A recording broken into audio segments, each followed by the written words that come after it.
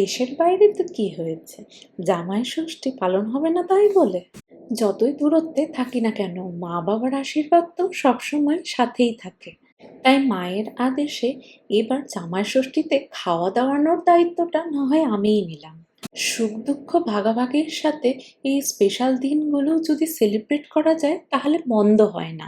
তাই যথার্থ সম্ভব চেষ্টা করি পরিবারের থেকে দূরে থাকা সত্ত্বেও সবকিছু যতটা সম্ভব পালন করা যায়। আপনারাও যদি দেশের বাইরে বা পরিবারের থেকে দূরত্বে থাকেন তাহলে বলবো আফসোস না করে যে যার নিজের স্পেশাল দিনগুলো নিজেদের মতো করে সেলিব্রেট করুন।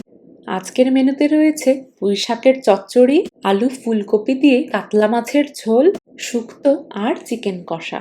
রান্নায় বাঙালিয়ানা রাখতে কাল পুরো বাজারটাই করেছি ইন্ডিয়ান মার্কেট থেকে আর বাংলাদেশি মার্কেট থেকে।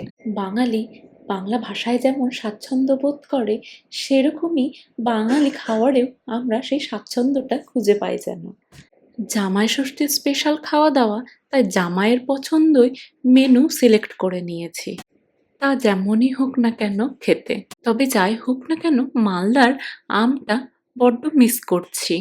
এখানকার আমগুলোর সাথে কোনো তুলনাই হয় না। যাই হোক, রান্না বান্না কমপ্লিট, আর সাথে ডেকোরেশনও। এবার ভার্চুয়াল আশীর্বাদের পর্বটা শেষ করে নেওয়া যাক।